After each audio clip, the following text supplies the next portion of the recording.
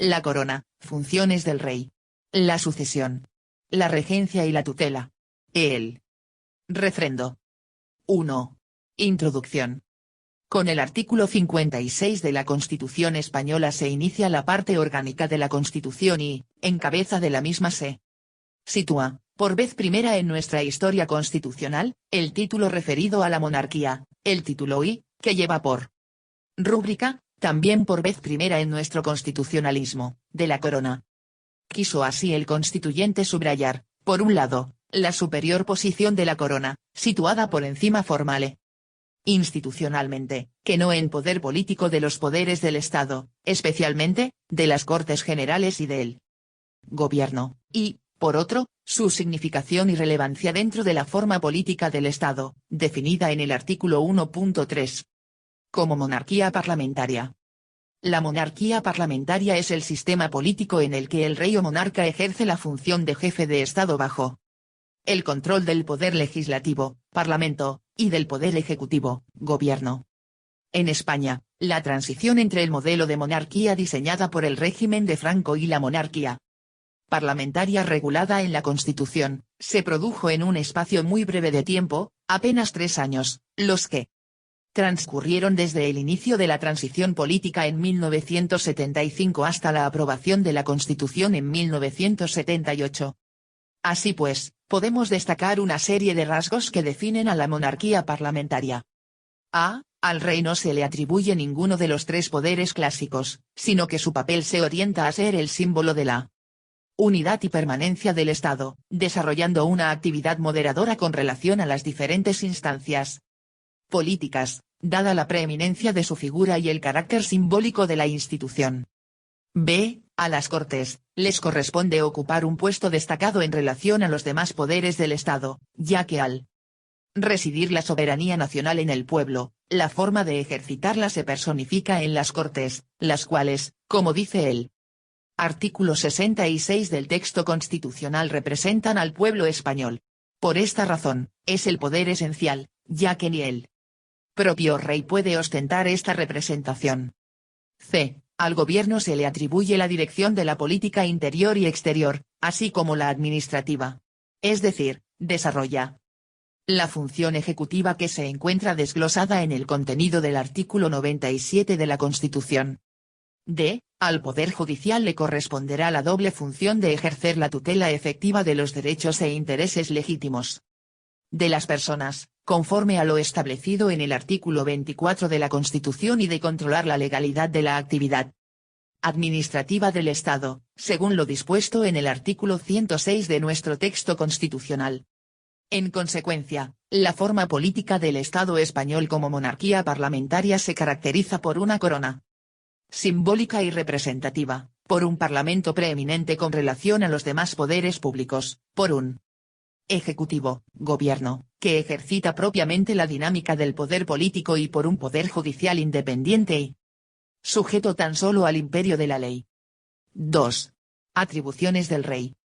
El artículo 56 de la Constitución manifiesta que el rey es el jefe del Estado, además de ser el símbolo de la unidad y permanencia, lo que supone que su figura deberá gozar de una serie de atributos o privilegios en función de su papel como máximo representante del país y jefe de Estado. Estos privilegios suelen referirse no solo al mantenimiento económico de la familia real y su seguridad, sino también a cuestiones de inmunidad jurídica. 2.1. Atribuciones de títulos y prerrogativas. Su título es el de Rey de España, pudiendo utilizar los demás que correspondan a la corona. De la misma forma, el príncipe heredero tendrá la dignidad de príncipe de Asturias y los demás títulos vinculados tradicionalmente al sucesor de la corona. 2.2. Inviolabilidad e irresponsabilidad del rey. En el caso de los regímenes monárquicos, la falta de responsabilidad suele ser absoluta, llegando a extenderse a los ámbitos civil y penal. Siguiendo esta tradición, todas las constituciones monárquicas, tanto españolas como europeas, con alguna levísima excepción en la Constitución noruega, establecen, en unos u otros términos, la regla de la absoluta irresponsabilidad del rey, fiel reflejo del viejo aforismo británico de King Candon O'Turong, el rey no puede hacer mal. En esta línea, la nuestra de 1978 dispone en su artículo 56.3 que la persona del rey es inviolable y no está sujeta a responsabilidad. Sus actos estarán siempre refrendados en la forma establecida en el artículo 64, careciendo de validez. Sin dicho refrendo, salvo lo dispuesto en el artículo 65.2. La primera reflexión que nos suscita el precepto referido es el significado de la inviolabilidad del rey y si es o no lo mismo tal y como parece de la dicción constitucional la inviolabilidad que la ausencia de responsabilidad. La generalidad de la doctrina utiliza, en efecto, ambos términos como sinónimos, aunque, como ha subrayado P. Viglino Campos, la inviolabilidad tiene un significado más amplio que el de la irresponsabilidad, con el que se pretende subrayar la alta dignidad que corresponde al monarca como jefe del Estado. Como tal, se proyecta en otras normas de carácter penal o internacional, que atribuyen una especial protección a la persona del rey.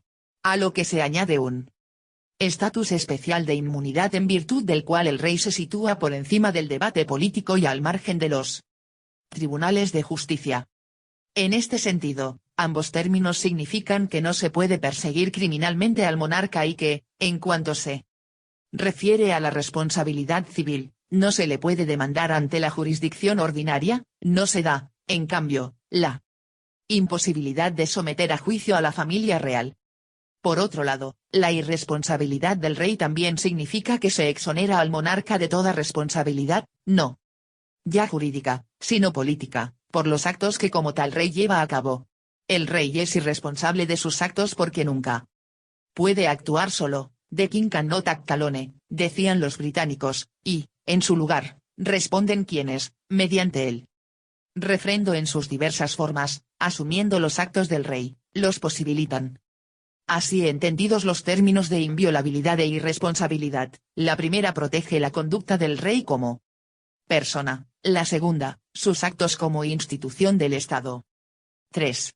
Funciones y poderes de la corona. La Constitución española hace referencia a las funciones esenciales de la corona y a sus poderes concretos en los artículos 56 y 62, respectivamente. Artículo 56. 1. El rey es el jefe del Estado, símbolo de su unidad y permanencia, arbitra y modera el funcionamiento regular de las instituciones, asume la más alta representación del Estado español en las relaciones internacionales, especialmente con las naciones de su comunidad histórica, y ejerce las funciones que le atribuyen expresamente la Constitución y las leyes. 2. Su título es el de Rey de España y podrá utilizar los demás que correspondan a la corona. 3. La persona del rey es inviolable y no está sujeta a responsabilidad. Sus actos estarán refrendados en la forma establecida en el artículo 64, careciendo de validez sin dicho refrendo, salvo lo dispuesto en el artículo 65.2. Artículo 62. Corresponde al rey: a. Sancionar y promulgar las leyes. b. Convocar y disolver las Cortes Generales y convocar elecciones en los términos previstos en la Constitución. c. Convocar a referéndum en los casos previstos en la Constitución.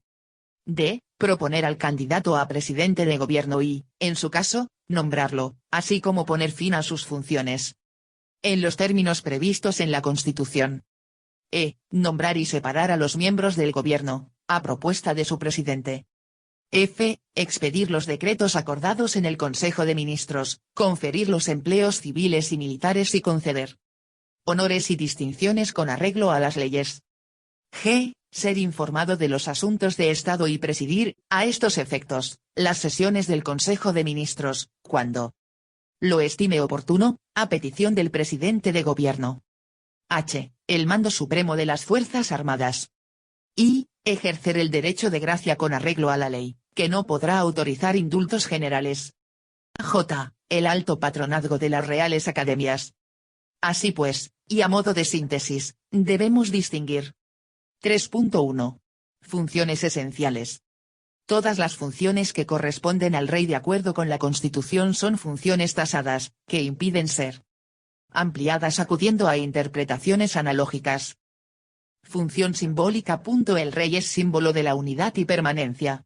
Por tal razón, la corona se configura como un órgano de naturaleza singular distinta a la de los demás poderes del Estado, y es justamente esa independencia la que le caracteriza como representante de esa unidad y permanencia. Función moderadora. La influencia moral que ejerce la corona sobre los representantes de los diferentes órganos del Estado puede ser muy significativa, dada su participación en los actos más significativos del Estado. Función arbitral. Es a través de la elección de su candidato a la presidencia del gobierno en donde se vislumbra más claramente esa función de arbitraje, sobre todo cuando la configuración de los grupos parlamentarios no permita la existencia de una mayoría estable. En este caso, una vez efectuada la consulta con los representantes de los diferentes grupos parlamentarios, le corresponderá al rey una auténtica prerrogativa al poder decidir un candidato entre las posibles opciones que pudieran concurrir en una situación política sin que existieran mayorías. Función representativa. El rey asume la más alta representación del Estado español en las relaciones internacionales, acreditando a los embajadores y otros representantes diplomáticos. Los representantes extranjeros están acreditados ante él. Al rey le corresponderá, igualmente, manifestar el consentimiento del Estado para obligarse internacionalmente por medio de tratados, de conformidad con la Constitución y las leyes. También le corresponderá, previa autorización de las Cortes Generales, declarar la guerra y hacer la paz. 3.2. Poderes. Las competencias específicas del rey las podemos clasificar desde el punto de vista de las diferentes funciones que se le atribuyen. Funciones legislativas. 1. Sancionar y promulgar las leyes. El rey sancionará en el plazo de 15 días las leyes aprobadas por las Cortes Generales, promulgándolas y ordenando su inmediata publicación. 2. Convocar y disolver las Cortes, y convocar elecciones en los términos previstos en la Constitución. 3. Convocar a referéndum en los casos previstos en la Constitución. Funciones ejecutivas. 1. Proponer la candidatura a presidente del gobierno y, en su caso, nombrarlo, así como poner fin a sus funciones en los términos previstos en la Constitución. 2. Nombrar y separar a los miembros del gobierno, a propuesta de su presidente. 3. Expedir los decretos acordados en Consejo de Ministros, conferir los empleos civiles y militares y conceder honores y distinciones con arreglo a las leyes. 4. Ser informado de los asuntos de Estado y presidir, a estos efectos, las sesiones del Consejo de Ministros, cuando lo estime oportuno, a petición del presidente del gobierno. 5. El mando supremo de las Fuerzas Armadas. 6. El alto patronazgo de las Reales Academias. 7. Acreditar a los embajadores y otros representantes diplomáticos y recibir acreditaciones de los representantes extranjeros en España.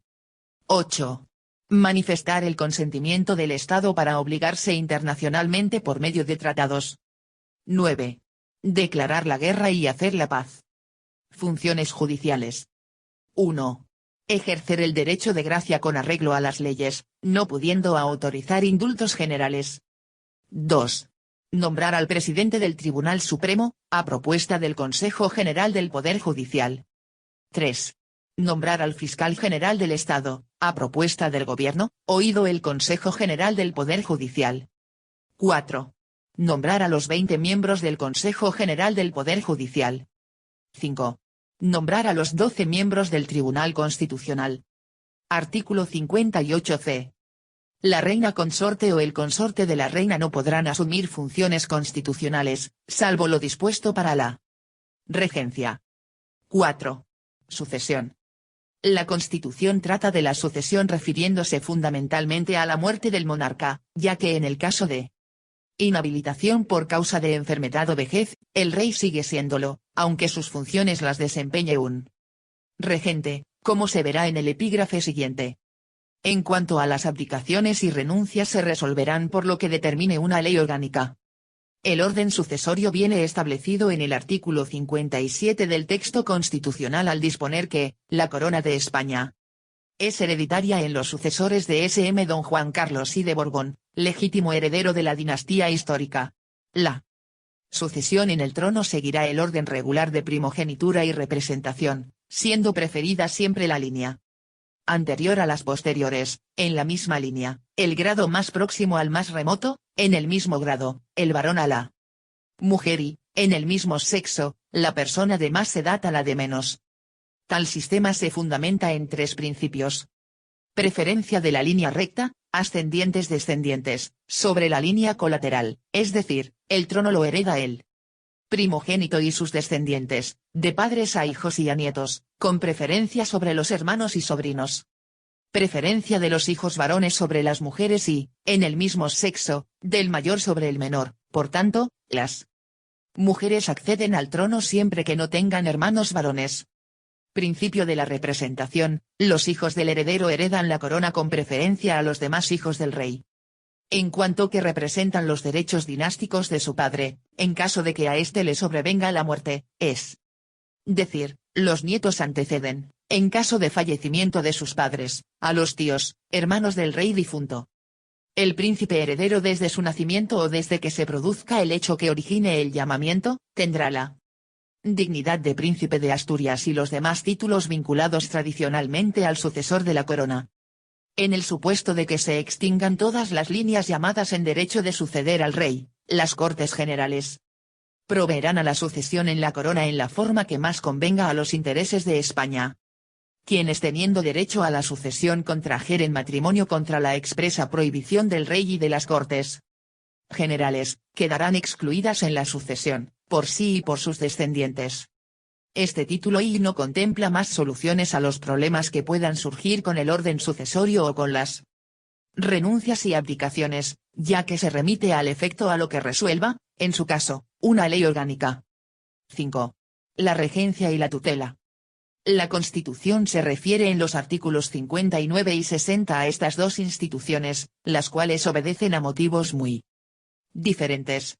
La regencia es una institución de carácter público destinada a cubrir las funciones atribuidas al rey y en tanto se den los dos supuestos que la originan, la minoría de edad del rey y en los casos de inhabilitación del mismo. En nuestra historia, ha entrado en juego esta institución en numerosas ocasiones, tales como la regencia de Espartero, la de María Cristina de Borbón, la del general Serrano.